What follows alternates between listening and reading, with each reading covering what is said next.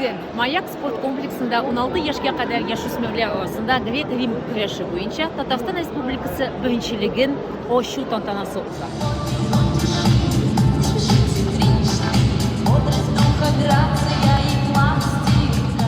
Рада приветствовать вас в городе Зеленодольск, в городе активном, в городе, который дал много именитых спортсменов нашей республике и стране.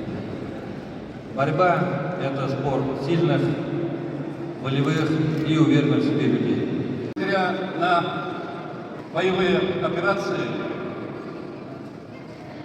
мы, Федерация, сегодня выполняем все те обязательства, все те программы, которые были приняты Федерацией, нашей Федерации спорта. Практически все тренировочные мероприятия, все республиканские соревнования, они у нас проводятся, и, безусловно, в республике создаются прекрасные условия именно для занятия спортом и, в первую очередь, борьбу. Тренеров, ветеранов.